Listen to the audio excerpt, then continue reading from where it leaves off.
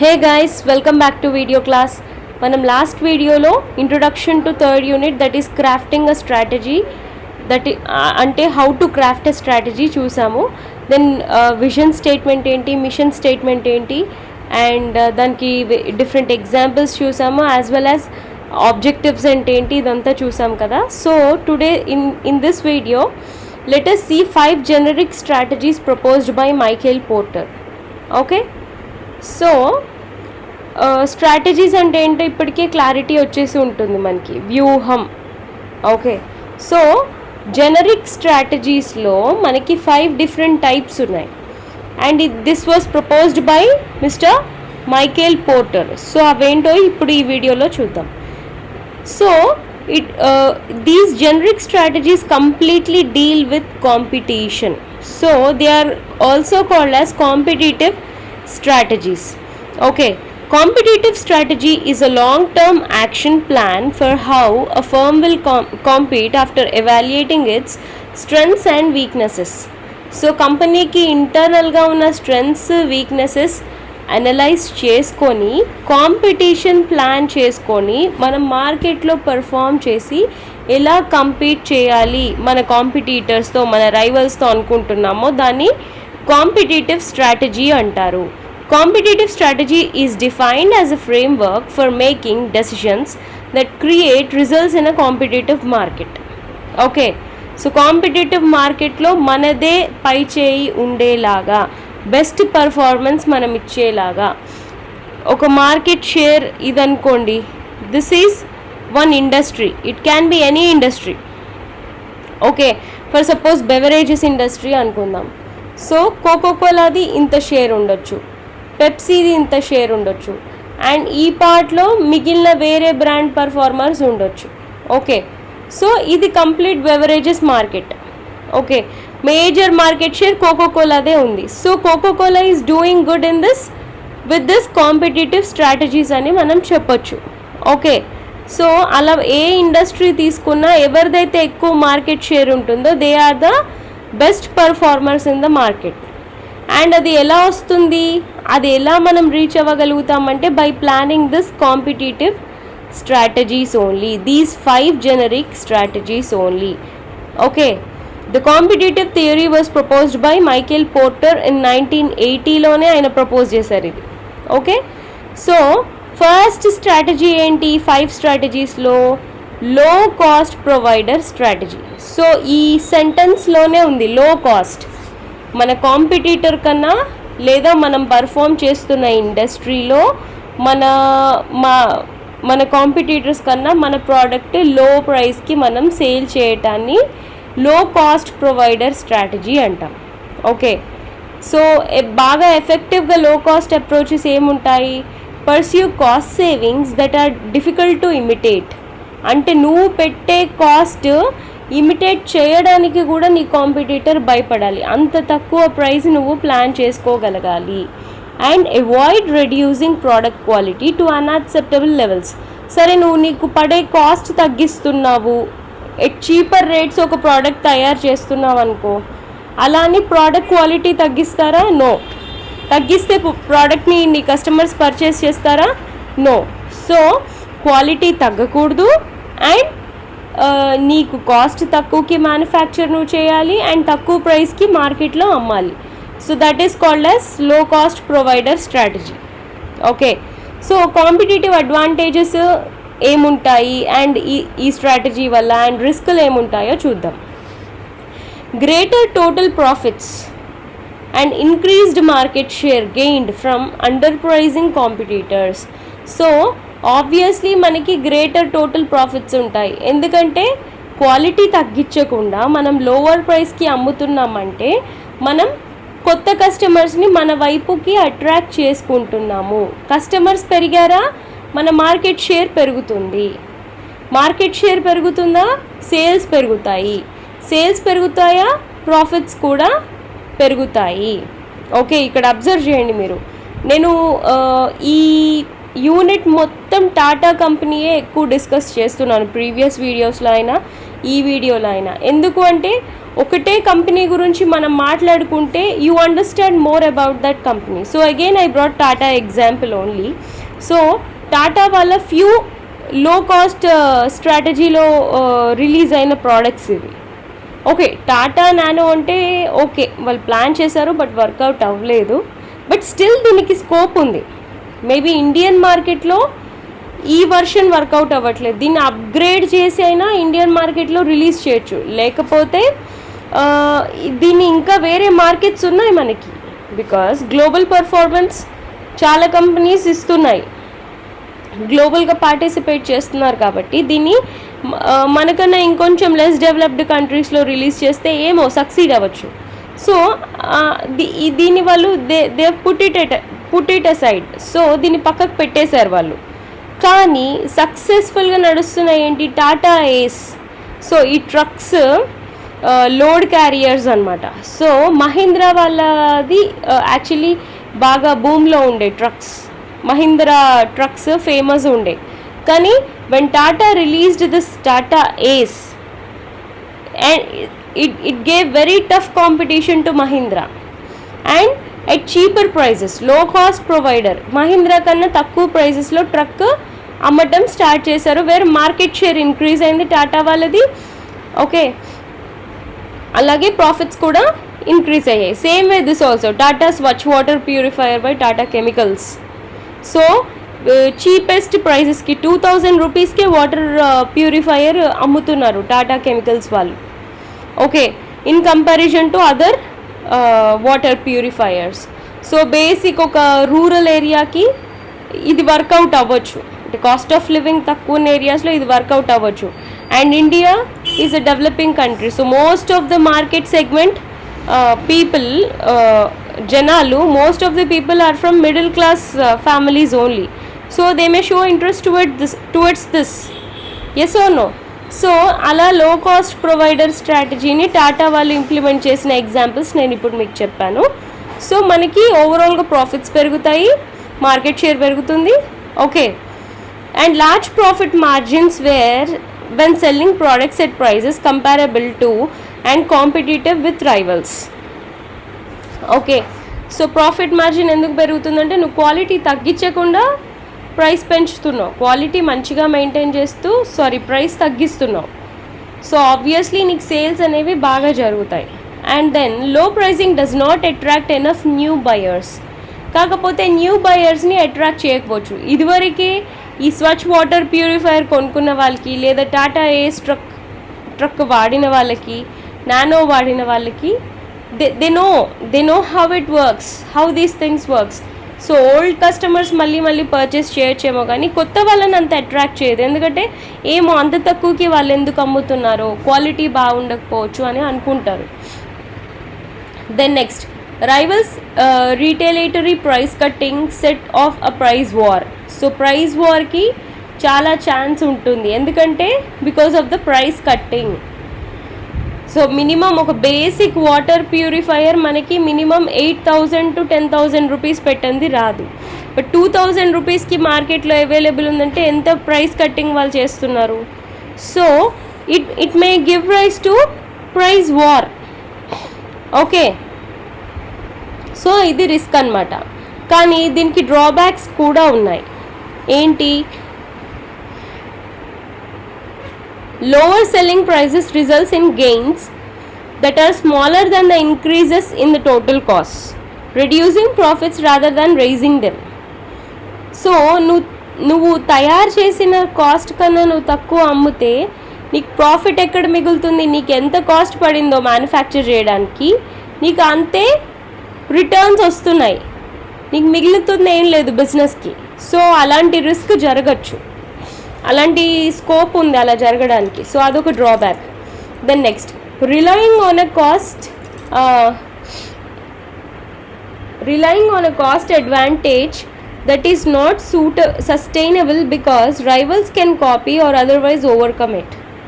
Okay, so just ఇది ఒక్క strategy పైనే టాటా కనుక రిలై అయిపోయి ఉంటే కాంపిటీటర్స్కి ఏదో ఒకటి చేసి, అంటే మా క్వాలిటీ హై అనో ఏదో ఒకటి చేసి మీ స్ట్రాటజీని వాళ్ళు ఓవర్కమ్ అయిపోవచ్చు చాలా ఈజీగా. అయితే కాపీ చేయొచ్చు, లేదా నీ ప్రోడక్ట్ అంత సస్టైనబుల్ కాదని ప్రూవ్ చేసేసి వాళ్ళు నీ స్ట్రాటజీని ఓవర్కమ్ అవ్వచ్చు. Becoming too fixated on cost reduction such that the firm's offering is too features poor to generate sufficient buyer appeal. And buyer appeal ఉందా? బయర్ అపీల్ అనేది తగ్గిపోతుందా లేదా? ఇప్పుడు టాటా నానో ఉంది, బయర్ అపీల్ లేకే ఇది స్టాప్ మ్యానుఫ్యాక్చరింగ్ 2018లో స్టాప్ చేసేసారు నానోది. ఎందుకు? సేల్సే లేవు. ఎందుకు? మనకి కార్ అంటేనే ఒక లగ్జరీ. ప్రతి మనిషికి when you're purchasing car అంటేనే you're expecting some kind of comfort, some kind of luxury.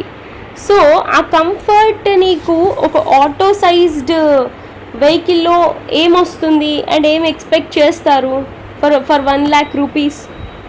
It is impossible. So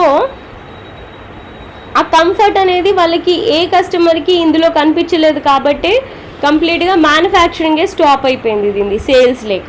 so appealing లేదు అంటే కొనే వాళ్ళకి కొనబుద్ధి అయ్యేలాగా కనిపించట్లేదు ఇది అందంగా కానీ ఇంట్రెస్టింగ్గా కానీ. ఓకే, సో అపీల్ అనేది తగ్గిపోతుంది. ఓకే, సో అలా. So this is all about low cost provider strategy. Then next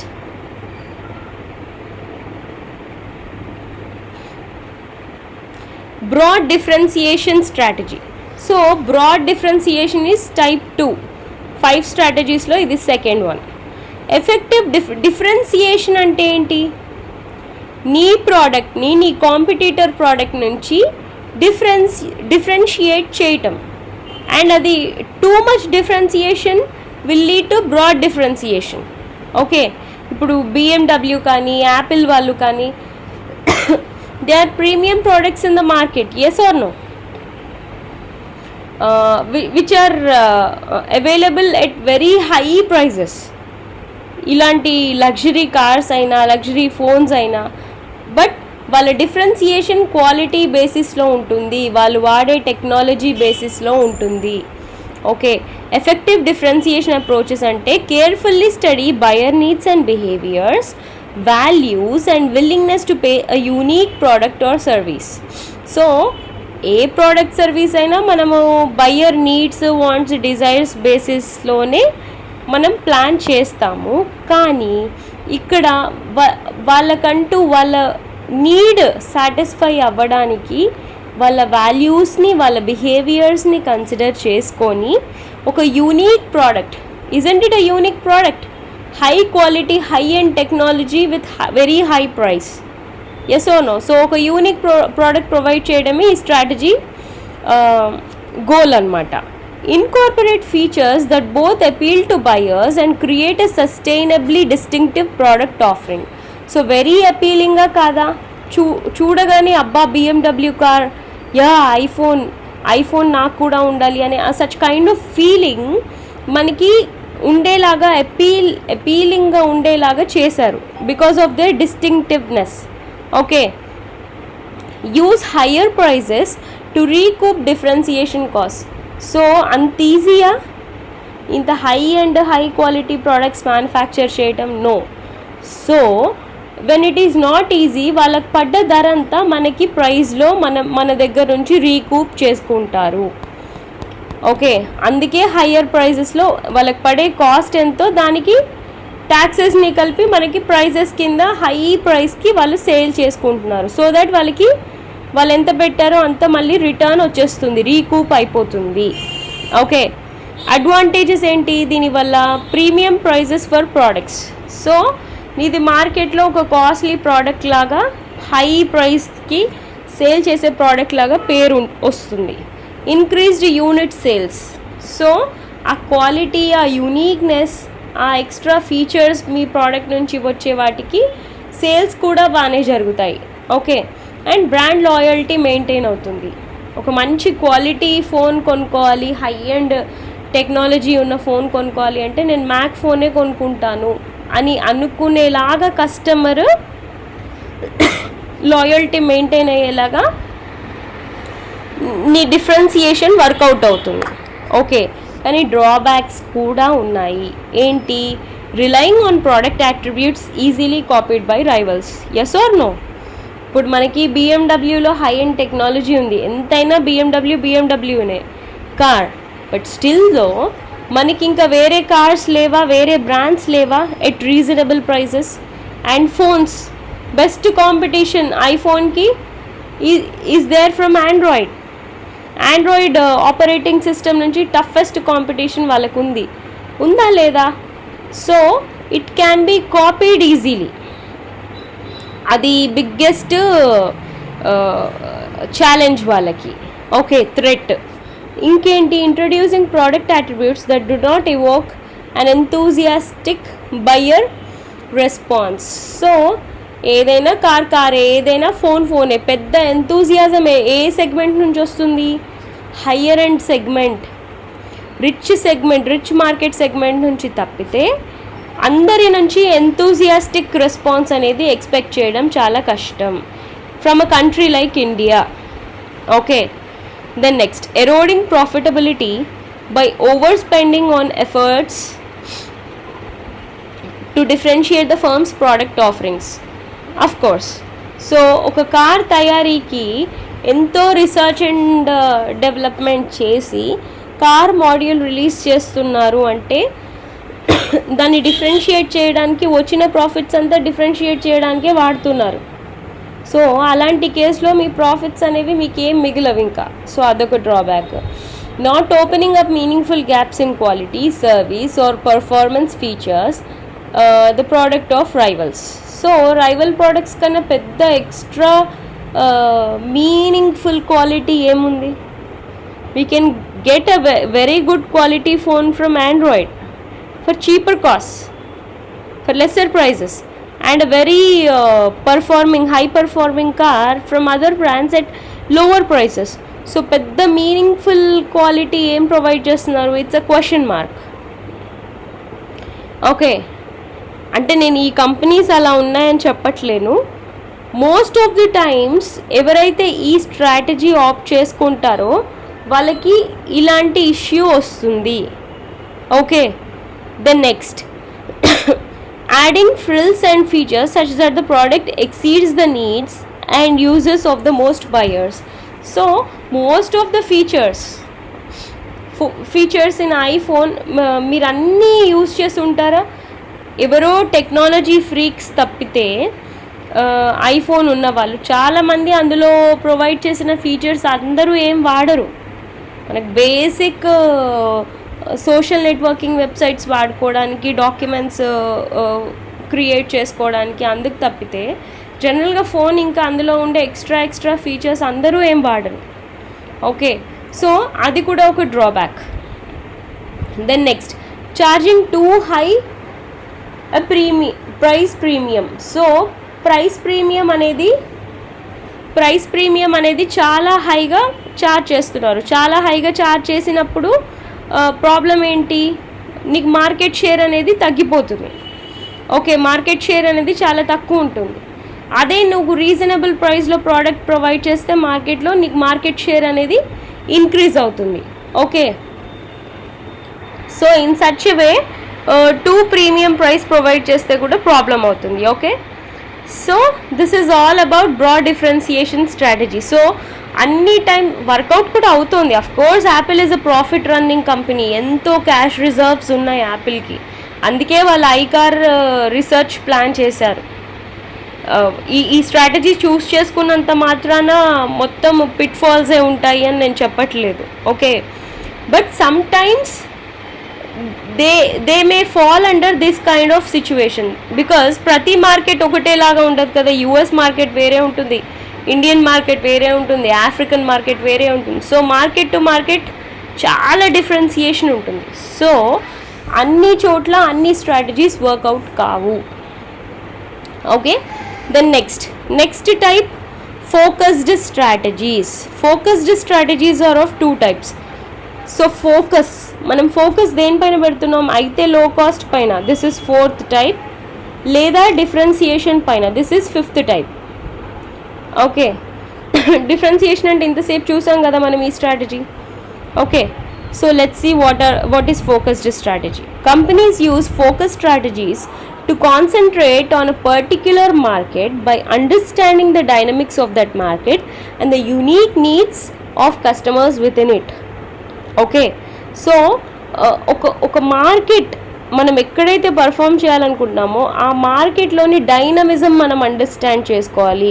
ఆ మార్కెట్ కల్చర్ ఏంటి, ఆ మార్కెట్కి ఉన్న ఎన్విరాన్మెంటల్ ఫ్యాక్టర్స్ ఏంటి, ఎఫెక్ట్స్ ఏంటి, ఇవన్నీ మనం అండర్స్టాండ్ చేసుకున్నాక we should plan this kind of strategy. Okay, this helps the companies to develop uniquely low cost or well specified products for the market.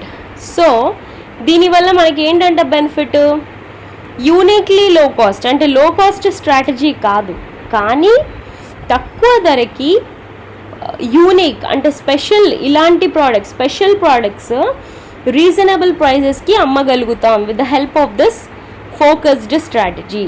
They tend to build strong brand loyalty among their customers.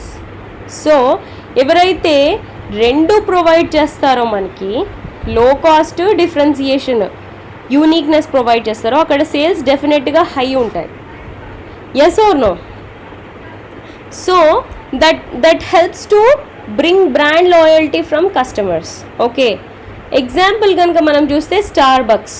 So Starbucks ఇండియాకి ఎలా enter అయ్యారు? Joint venture. So టాటాతో కలిసి enter అయ్యారు Starbucks. It's a coffee shop. Okay, 50 see here ఇక్కడ ఇచ్చారు 50-50 joint venture company. It was first launched on October 12th in India. October 2012లో enter అయ్యారు. Tata Starbucks is targeted at urban youths, office goers and families. So ఎక్కువ urban పీపుల్ని వాళ్ళు target చేశారు. Okay, and వాళ్ళ market research మెడ్రాస్లో చేశారు. ఎందుకు చెన్నైలో ఎందుకు చేశారు? బికాస్ కాఫీ లవర్స్ మన కంట్రీ నుంచి చెన్నైలోనే ఎక్కువ. సో ఫస్ట్ మార్కెట్ రీసెర్చ్ అక్కడే చేశారు. Localised menu which are loved by Indians. So speciality of Starbucks ఏంటి అంటే ఎక్కడైనా లోకలైజ్డ్ మెన్యూ వాళ్ళు ఫాలో అవుతారు. If they are working in US flavours, US వాళ్ళ ప్రిఫరెన్సెసే వాళ్ళు ఫాలో అవుతారు. If they are operating in India, Indian ఫ్లేవర్సే వాళ్ళు. కాఫీతో పాటు స్నాక్స్ కూడా ప్రొవైడ్ చేస్తారు. ఓకే, సో స్నాక్స్ కూడా మన ఇండియన్ ఫ్లేవర్స్, చట్పటా ఫ్లేవర్స్ లేదా ఇండియన్ స్పైసెస్ యూస్ చేసే వాళ్ళు ఆ స్నాక్స్ అనేది ప్రిపేర్ చేయటం. అండ్ కాఫీ ఫ్లేవర్స్ కూడా మనకి నచ్చినట్టుగా ప్రిపేర్ చేయడం. అండ్ బ్రూయింగ్, మనకి ఓవర్ టేబుల్ బ్రూయింగ్ అంటే మనకి మెడ్రాస్ వాళ్ళు కాఫీని అటు ఇటు బాగా పోసి వాళ్ళు కన్జ్యూమ్ చేస్తారు కాబట్టి, సో ఆ kind of on table brewing వాళ్ళు, అంటే టేబుల్ దగ్గరకు వచ్చి సర్వ్ చేసినప్పుడు మీ ముందు అలా పోసి సర్వ్ చేయటం. సో అది అలాంటివి అంటే లోకలైజ్డ్గా ఉంటారు. ఇప్పుడు సౌదీ అరేబియాలో కూడా స్టార్ బక్స్ ఉంది.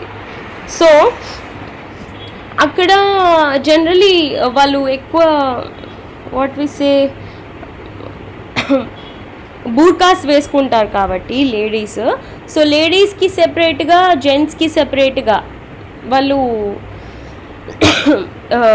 వాళ్ళ స్టాల్ని అరేంజ్ చేసుకున్నారు. సో లేడీస్కి సెపరేట్గా ఉంటుంది, జెంట్స్కి సెపరేట్గా ఉంటుంది సౌదీ అరేబియాలో. అండ్ ఇండియాలో మగ్స్ పైన కూడా మన ఇండియన్ ఆర్ట్స్ కానీ, ఇండియన్ ప్రింట్స్ కానీ, పెయింటింగ్స్ కానీ అలాంటివి. సో ఎక్కడైనా లోకలైజ్డ్గా ఒక లోకల్ ఫీలింగ్, అదొక ఫారెన్ బ్రాండ్ అనే ఫీలింగ్ లేకుండా లోకలైజ్డ్గా, అంటే it is very focused. Whenever it is moving into a new market, it is very focused and అక్కడి కల్చర్ని అడాప్ట్ చేసుకొని ఆ విధంగానే అది బిజినెస్ చేస్తుంది. It's a focused strategy. Yes or no? So focused స్ట్రాటజీస్లో మనకు 2 టైప్స్. ఇందాక నేను చెప్పినట్టుగా లో కాస్ట్ అంటే ఫోకస్ చేసి మరీ లో కాస్ట్కి ప్రొవైడ్ చేస్తున్నావా ప్రోడక్ట్, లేదా ఫోకస్ చేసి డిఫరెన్షియేట్ చేసి అమ్ముతున్నావా product. Okay, so let us see what are they.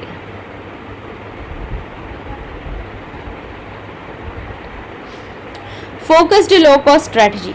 It aims at securing competitive advantage by selling products at lower prices than those of its competitors. Okay, so దానికి best example ఇదే. So Android ఫోన్స్లో మనకి Samsung is a costly brand in comparison to all these other brands. Okay, Oppo, one plus, Huawei and Vivo, ఈ 4 brands కన్నా Samsung brand అనేది మనకు కొంచెం premium ప్రైస్లో ప్రోడక్ట్స్ని సేల్ చేస్తుంది. కానీ వీళ్ళందరి స్ట్రాటజీస్ ఏంటి? సేమ్ కైండ్ ఆఫ్ ఫీచర్స్ మనకి వేరే బ్రాండ్స్లో కూడా ఉన్నాయి. ఒప్పోలో ఉన్నాయి, వన్ ప్లస్లో ఉన్నాయి, హువైలో ఉన్నాయి, వివోలో కూడా ఉన్నాయి. అండ్ వాళ్ళు ఏం చూస్ చేసుకున్నారు? Focused low cost. aims at securing competitive advantage. So వీళ్ళందరికీ ఉన్న కాంపిటేటివ్ అడ్వాంటేజ్ ఓవర్ సామ్సంగ్ ఏంటి? Low cost. Okay, so lower prices than that of its competitors. So same ఫీచర్ను ప్రొవైడ్ చేసినప్పుడు కాంపిటీటర్స్ కన్నా లోవర్ ప్రైస్లో ప్రోడక్ట్ ప్రొవైడ్ చేస్తే నీకు sales పెరుగుతాయి. It concentrate on selling products at low cost to a narrow target segment. Okay, so low కాస్ట్లో narrow target సెగ్మెంట్కి sell చేస్తారు. The main objective is to serve niche buyers better than the rivals. Okay, so niche బయర్స్కి ఎక్కువగా వాళ్ళు అమ్మటానికి plan చేస్తారు. నిష్ ఇక్కడ చూడొచ్చు కదా, ఒప్పో అనగానే మనకి ఏం గుర్తొస్తుంది? Camera phone. సో స్పెషల్గా కెమెరా ఫొటోస్ దిగడానికి ఇన్స్టాగ్రామర్స్కి, ఓకే, ఎక్కువ పిక్చర్స్ అప్లోడ్ చేసే వాళ్ళకి, సోషల్ నెట్వర్కింగ్లో యాక్టివ్గా ఉండే వాళ్ళకి ఒప్పో చాలా అట్రాక్టివ్గా కనిపిస్తుంది. Samsung is a mixture of everything. High picture resolution ఉంటుంది, అలాగే చాలా కొత్త కొత్త ఫీచర్స్, యూనిక్నెస్ ఉంటుంది. కానీ మనకి పిక్చర్స్ అనగానే ఒప్పో గుర్తొస్తుంది. Yes or no? సో అలా ఒక నిష్ మార్కెట్ టార్గెట్ వాళ్ళు సెట్ చేసుకుంటారనమాట. Okay, the features of the product offered are tailored according to the need and taste of the niche buyers.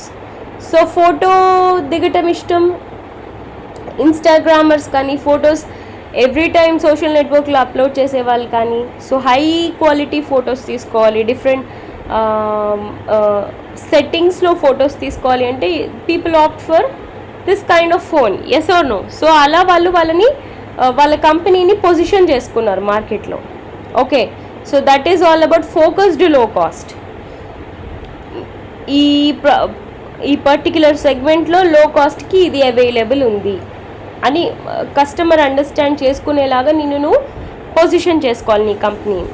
ఇక్కడ చూడండి, it offers advanced features at a price much lower than it's competitors. Definitely. So Samsung కన్నా Oppo తక్కువ ధర, కానీ సామ్సంగ్లో ఉండే ప్రతి feature ఒప్పోలో కూడా ఉంటుంది. Specially targeted at geeks and software developers who want to customize the device to a great extent. So చదువుకునే పిల్లలు, సాఫ్ట్వేర్ డెవలపర్స్, ఓకే, సో ఎవరి ఫోన్ని వాళ్ళు ఇష్టం వచ్చినట్టుగా కస్టమైజ్ చేసుకునే ఆప్షన్ కూడా ఉంటుంది. And value for money device. Definitely value for money మనకి 4 బ్రాండ్స్ నుంచి ఉంటుంది. Then Samsung. Yes or no? Samsung is a bit not very costly like Apple. Apple అయితే అసలు ఈ గ్రూప్లోనే ఉండదు ఇంకా. It is a very premium phone. Samsung is a bit costly and a little bit price వీళ్ళకి పెట్టుకున్నందుకు benefit వీళ్ళకు ఉంటుంది, వాళ్ళు ప్రాపర్గా వాళ్ళ స్ట్రాటజీ ఇంప్లిమెంట్ చేస్తే. ఓకే, దెన్ నెక్స్ట్ ఇది focused low cost. Focused differentiation strategy చూద్దాం. Pursuing strategic differentiation with focused market. Okay, ఇక్కడ వస్తుంది మనకి Apple. So strategic differentiation. So వాళ్ళ ప్రోడక్ట్ని మార్కెట్ చేసుకుంటున్నారే ఒక ప్రీమియం ప్రోడక్ట్ లాగా, ఒక స్టేటస్ సింబల్ లాగా. ఓకే, ఇక్కడ మర్సిడెస్ కూడా కట్టింగ్ ఎడ్జ్ టెక్నాలజీ, దాని స్టైలింగ్, దాని హై అండ్ టెక్నాలజీ, దాని సేఫ్టీ ఇన్నోవేషన్స్, ఓకే, ఈ ఎక్స్ట్రా ఫీచర్స్ అన్నీ దాన్ని హై ప్రైస్కి వాళ్ళు అమ్ముకునేలాగా, ఓన్లీ రిచ్ సెగ్మెంట్ ఈ వెహికల్ కొనుక్కునేలాగా వాళ్ళు పొజిషన్ చేసుకున్నారు. వాళ్ళు అలాగే ప్లాన్ చేసుకున్నారు ఆ కంపెనీ వాళ్ళు, మర్సిడెస్ వాళ్ళు. ఓకే, సో అలా in the focused differentiation strategy, a company aims to differentiate its products within a small number of target market segments. Of course వీళ్ళ మార్కెట్ సెగ్మెంట్ స్మాలా కాదా? Only rich people will prefer these kind of products. Focused differentiation strategy is most effective when consumers have different preferences or requirements and when rival firms are not attempting to specialize in the same target segment. ఇప్పుడు iOS అనే operating system only ఐఫోన్లోనే run అవుతుంది, మనకి ఇంకా వేరే ఎక్కడ run అవ్వదు. Okay, so అలా అంత లెవెల్లో డిఫరెన్షియేట్ చేసుకుంటున్నారు వాళ్ళు, ఒక స్పెషలైజ్డ్ ఫీచర్ ఇంట్రొడ్యూస్ చేస్తున్నారు. Okay, position itself as a status symbol. Okay, and targeted at urban youths and office goers in developed countries. So most of the time వీళ్ళ target developed కంట్రీసే, not our country. మన కంట్రీలో అంత పెద్ద sales ఏమి ఉండవు Apple ఫోన్కి. And fingerprint scanner ఇప్పుడు కామన్ అయిపోయింది ప్రతి బ్రాండ్కి, బట్ ఫింగర్ ప్రింట్ స్కానర్ కూడా the only smartphone in the world to run on iOS platform, నేను ఇందాక చెప్పినట్టుగా. అండ్ బెన్స్కి మంచి కట్టింగ్ ఎడ్జ్ టెక్నాలజీ, దాని స్టైలింగ్, దాని డిజైన్ అండ్ దాంట్లో ఉండే సేఫ్టీ ఒక యాక్సిడెంట్ అయితే, సో ఇవన్నీ extra features. So this is all about focused differentiation. అంటే నీ మార్కెటే చాలా చిన్నది, నువ్వు చూస్ చేసుకుంటుంది అండ్ నువ్వు కావాలనే చూస్ చేసుకుంటున్నావు ఆ మార్కెట్ని. ఓకే, సో ఇది థర్డ్ స్ట్రాటజీ, ఇది fourth strategy. And last strategy ఉంది, that is best provider strategy. Okay, this is the fifth type, best provider. Best cost provider strategies are a hybrid of low cost provider and differentiation strategies. అంటే తక్కువ ధరకి it's a mixture. Okay, మనం ఇంతకుముందు మాట్లాడుకున్న ఆ 2 స్ట్రాటజీస్ని mix చేస్తే మనకి best cost provider వస్తుంది. మంచి క్వాలిటీతో తక్కువ ధరకి ప్రోడక్ట్ని అమ్ముతున్నారు. That aim at providing desired quality, features, performance, services, attributes while beating rivals on price. ఇక్కడ చూడండి బెస్ట్ ఎగ్జాంపుల్. ఇంతసేపు మనం బెన్స్ గురించి మాట్లాడుకున్నాం, ఫోకస్డ్ డిఫరెన్సియేషన్కి వీళ్ళ ఎగ్జాంపుల్. కానీ ఈ కార్కి ఈక్వలెంట్గా సెడాన్ మోడల్స్లో మనకి టొయోటా నుంచి యారిస్ ఉంది అండ్ హోండా నుంచి సివిక్ ఉంది. And these 2 are the competitors for this vehicle from Mercedes at lower prices. Yes or no? ఇక్కడ చూడండి, Honda and Toyota car companies with customer satisfaction ratings that rival those much more expensive cars. So customer market kuda ee 2 segments ke ekku undi than this.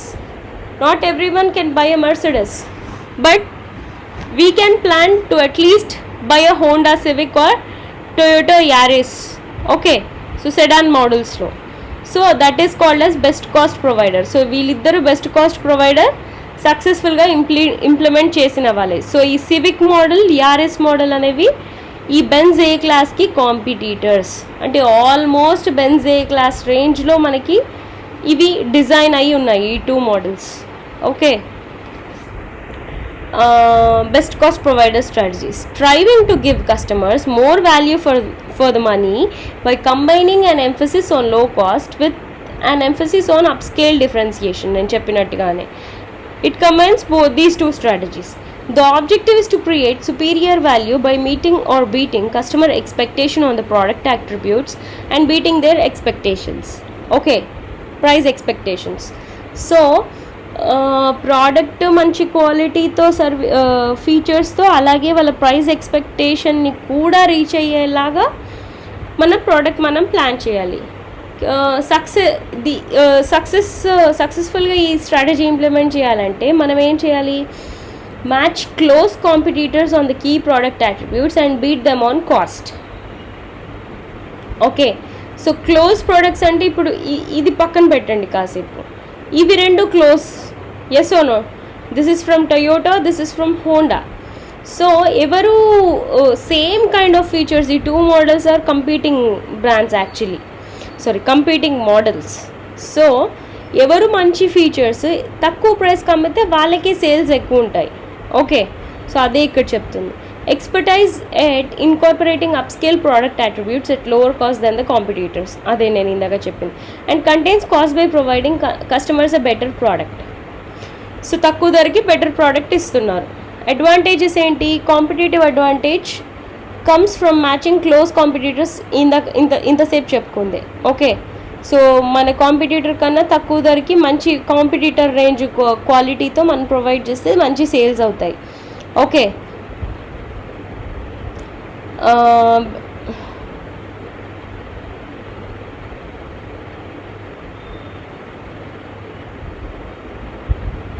So as many customers are price and value sensitive.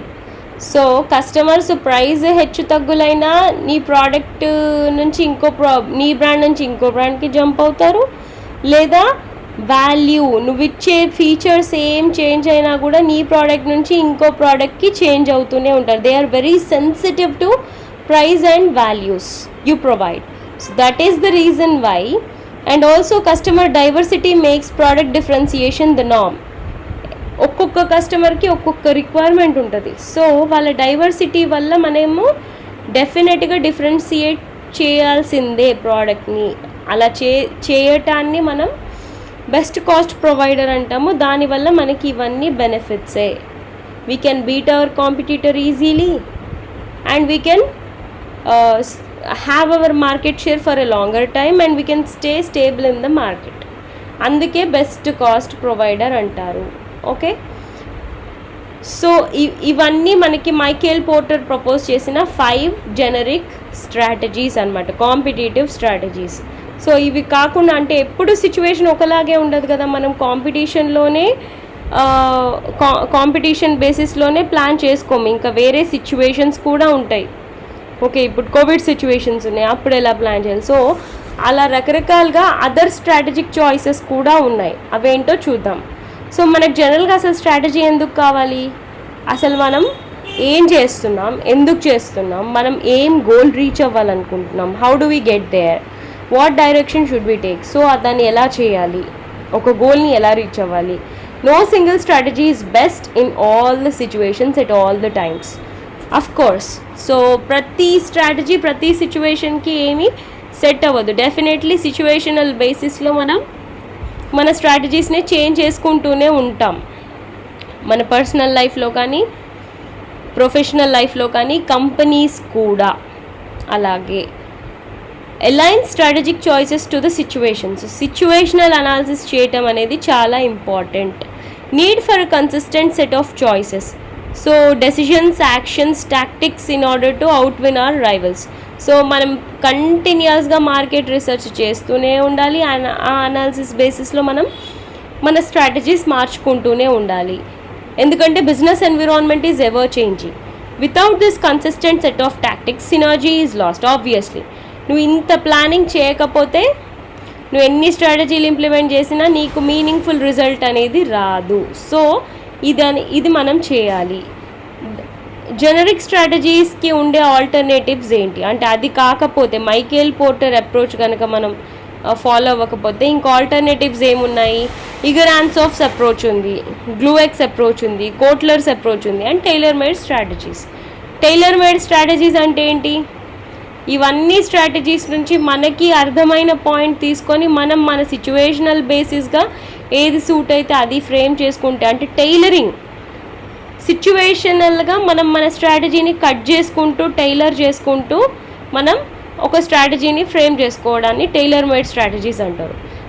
ఇక ఇప్పుడు ఇగరాన్సాఫ్స్ approach అంటే ఏంటి? Provides 4 strategic approaches. So ఇతని దగ్గర కూడా 4 strategic approaches ఉన్నాయి based on product and market. So ఒక matrix లాగా వేసి అతను ఎక్స్ప్లెయిన్ చేశాడు. Okay, product, market. అయితే కొత్త ప్రోడక్టా, బేస్డ్ ఆన్ న్యూ ప్రోడక్టా, ఎగ్జిస్టింగ్ ప్రోడక్టా, పాత ప్రోడక్టా? మార్కెట్, న్యూ మార్కెటా, ఎగ్జిస్టింగ్ మార్కెటా అంటే పాత మార్కెటా? కొత్త మార్కెటా, పాత మార్కెటా? కొత్త ప్రోడక్టా, పాత ప్రోడక్టా? దాని బేసిస్ ఈయన స్ట్రాటజీస్ ప్లాన్ చేసుకోవాలని చెప్పారు. Then next Glueck's approach. ఇతనేం చెప్పాడు? Stability strategy. సో మనం ప్రోడక్ట్ లైఫ్ సైకిల్ కనుక చూస్తే ప్రోడక్ట్ ఇంట్రడ్యూస్ చేసిన దగ్గర నుంచి అది గ్రో అయిన దగ్గర నుంచి దానికి స్టెబిలిటీ వస్తుంది. గ్రో అయ్యాక ఒక పాయింట్లో స్టేబుల్ అయిపోతుంది. స్టేబుల్ అయిపోతే నెక్స్ట్ స్కోప్ ఏముంటుంది, డౌన్ఫాలే ఉంటుంది. డౌన్ఫాల్ అవ్వకుండా నువ్వు బ్యాక్ మళ్ళీ ఇంకా గ్రో అవ్వాలి అంటే ఏం స్ట్రాటజీస్ చేయాలి? ఓకే, స్టెబిలిటీగా ఉన్నప్పుడు గ్రో అవ్వడానికి ఎలా ప్లాన్ చేసుకోవాలి? Instead of downfall, stability strategy, expansion strategy. So stability వచ్చేసింది, సో ఇంకా ఎక్స్పాన్షన్ ప్లాన్ చేసుకో. కంపెనీ నీ బిజినెస్ ఎక్స్పాన్షనో, ప్రోడక్ట్ ఎక్స్పాన్షనో, మార్కెట్ ఎక్స్పాన్షనో, వాట్ ఎవర్ ఇట్ ఈస్. లేదా రిట్రెంచ్మెంట్ స్ట్రాటజీ అంటే ఒక ఇండస్ట్రీలో కానీ, ఒక ఏరియా, జియోగ్రఫికల్ ఏరియాలో కానీ ఒక బిజినెస్ వర్కౌట్ అవ్వకపోతే మెల్లిమెల్లిగా డ్రాప్ అవుట్ అయిపోతాం మనం ఆ బిజినెస్ నుంచి. ఓకే, దాన్ని రిట్రెంచ్మెంట్ స్ట్రాటజీ అంటారు. లేదా ఇప్పుడు అవుట్సోర్సింగ్ అనేది current trend in the market. So ఒక బిజినెస్ వాళ్ళ హెచ్ఆర్ ప్రాసెస్ని అవుట్సోర్స్ చేస్తున్నారు, ఫైనాన్స్ ప్రాసెస్ని అవుట్సోర్స్ చేస్తున్నారు, ఓకే, మార్కెటింగ్ ప్రాసెస్ని అవుట్సోర్స్ చేస్తున్నారు. అలా చాలా ప్రతి ప్రాసెస్ని అవుట్సోర్స్ చేస్తున్నారు. అంటే థర్డ్ పార్టీ కంపెనీకి ఇచ్చి వాళ్ళ పని చేయించుకుంటున్నారు, వాళ్ళ హెడేక్ తీసుకోకుండా. ఇప్పుడు హెచ్ఆర్ ప్రాసెస్ అవుట్సోర్సింగ్ అంటే ఒక కంపెనీకి ఒక ఎంప్లాయీ కావాలి. సో ఆ ఎంప్లాయీ కోసం క్యాండిడేట్స్ని కంపెనీకి పిలిచి వాళ్ళని ఇంటర్వ్యూ చేసి అందులో ఒకరిని సెలెక్ట్ చేసి వాళ్ళకి ట్రైనింగ్ ఇచ్చి వాళ్ళని ప్లేస్ చేసి, ఓకే, వాళ్ళకి శాలరీస్ ఇవ్వడం, వాళ్ళ లీవ్స్ మానిటర్ చేయడం, ఇదంతా హెడేక్ పెద్ద కంపెనీస్ తీసుకో. సింపుల్గా హెచ్ఆర్ కన్సల్టింగ్ ఫర్మ్స్కి వాళ్ళ హెచ్ఆర్ ప్రాసెస్ కంప్లీట్గా అవుట్సోర్స్ చేసేస్తాయి. సో ఈ రిక్రూట్మెంట్ దగ్గర నుంచి, ట్రైనింగ్ దగ్గర నుంచి, శాలరీ అడ్మినిస్ట్రేషన్ దగ్గర నుంచి, పర్ఫార్మెన్స్ అప్రైజల్స్ దగ్గర నుంచి మొత్తం ఆ థర్డ్ పార్టీ కంపెనీయే చేస్తుంది, మెయిన్ కంపెనీ చేయదు. సో అలాంటి స్ట్రాటజీస్ అన్నీ మనకి రిట్రెంచ్మెంట్ స్ట్రాటజీస్లోకి వస్తాయి. అవుట్సోర్సింగ్ కానీ, లేదా dropping out from a market by selling of your business, me some part of your business to other business కానీ, అవుట్సోర్స్ చేయడం కానీ, లేదా డ్రాప్ అవుట్ అయిపోవడం కానీ, ఇవన్నీ రిట్రెంచ్మెంట్ అంటాం. ఓకే, ఇది మనకు వర్కౌట్ అవ్వనప్పుడు, ఒక సిచ్యువేషన్లో ఒక స్ట్రాటజీ వర్కౌట్ అవ్వనప్పుడు చేసే స్ట్రాటజీస్ అన్ని రిట్రెంచ్మెంట్ స్ట్రాటజీస్. ఈ సిచ్యువేషనల్ బేసిస్లో కాంబినేషనల్ స్ట్రాటజీస్ మనం ఒకటి ఇంకో దాంతో కలిపి యూస్ చేస్తే అది కాంబినేషనల్ స్ట్రాటజీ. ఇది ఇతను ప్రపోజ్ చేసింది. అండ్ ఫైనలీ కోట్లర్ ఏం ప్రపోజ్ చేశారు? Looks at market position of competing firms. So మన కంపీటింగ్ ఫర్మ్స్ ఇప్పుడు ఐటీసీ ఉంది. ఐటీసీ కాంపిటీషన్లో ఎఫ్ఎంసీజీలో మనకి హెచ్యుఎల్ ఉంది, పిఎన్జీ ఉంది, పతాంజలి ఉంది, హిమాలయ ఉంది. ఓకే, ఇంతమంది కాంపిటీటర్స్ ఉన్నారు. సో ఆ కాంపీటింగ్ ఫర్మ్స్ వాళ్ళ మార్కెట్ పొజిషన్ ఫస్ట్ స్టడీ చేసి, okay, different competitive positions require different competitive strategies. So ఈ కాంపిటీటర్స్తో కంపేర్ చేస్తే నా పొజిషన్ ఏంటి, నా కంపెనీ పొజిషన్ ఏంటి, ఐటీసీ పొజిషన్ ఏంటి in comparison to HUL, P and G, Patanjali, Himalaya. Market లీడర్నా నేను, అంటే వీళ్ళందరికన్నా టాప్ పర్ఫార్మర్నా నేను, లేదా ఛాలెంజర్నా, అంటే నా దగ్గర ఉన్న బిజినెస్ అసలు వీళ్ళెవరి దగ్గర లేదా, వాళ్ళకి నేను ఛాలెంజ్ ఇచ్చే రేంజ్లో ఉందా నా బిజినెస్, లేదా ఫాలోవర్నా, అంటే వాళ్ళే చేస్తున్నారో సేమ్ నేను అదే చేస్తున్నానా, ఓకే, లేదా నిషర్ పొజిషన్ అనేది, అంటే వాళ్ళు చేయలేనిది నువ్వు చేస్తున్నావు, అంటే వాళ్ళకు తెలియని ఒక మార్కెట్కి నువ్వు సర్వ్ చేస్తున్నావు, అంటే నిష్ ఒక చిన్న వెరీ నారో మార్కెట్ అనమాట. నారో మార్కెట్ అని చెప్పాలి అంటే లైక్ బేబీ ప్రోడక్ట్స్ కానీ, ఓకే, బేబీ ప్రోడక్ట్స్ అంటే ఓన్లీ బేబీ ప్రోడక్ట్స్, అది ఇంకా ఎవరు యూస్ చేయలేరు. లేదా ఓల్డ్ ఏజ్ పీపుల్కి ప్రోడక్ట్స్ కానీ, ఓకే, అది ఇంకెవరు యూస్ చేయలేరు. ఓకే, ఏదో ఒక హెల్త్ రిలేటెడ్ ఇష్యూకి తయారు చేసే మెడిసిన్ కానీ, ఓకే, సో అలాంటివన్నీ నిషర్ పొజిషన్స్ అంటాం. సో వీళ్ళతో కంపేర్ చేస్తే నువ్వు ఆ పొజిషన్లో ఉన్నావు, దాని బేస్డ్ నువ్వు నీ స్ట్రాటజీ ప్లాన్ చేసుకో అని ఇతను ప్రపోజ్ చేశారు. ఓకే, ఇంకా టైలర్ మేడ్ అంటే మనకి మన సిచ్యువేషన్ని బట్టి మనకు నచ్చినట్టు వీళ్ళదా లేదా మైకేల్ పోర్టర్ ప్రపోజ్ చేసిన 5 జనరిక్ స్ట్రాటజీస్ నుంచి అడాప్ట్ చేసుకోవాలా అనేది ఇంకా మన ఇష్టం అనమాట. మనం అనలైజింగ్ ద ప్రజెంట్, మన ప్రజెంట్ సిచ్యువేషన్ని అనలైజ్ చేసి ఫ్యూచర్ని ఫోర్కాస్ట్ చేసి మనం ఆ విధంగా ప్లాన్ చేసుకుంటాం. ఓకే, సో ఈ వీడియో ఇంతటితో స్టాప్ చేస్తున్నానమ్మా. ఇంకా ఉంది సెకండ్ యూనిట్. సో నెక్స్ట్ వీడియోలో ఫినిష్ చేస్తాను. Okay, thank you.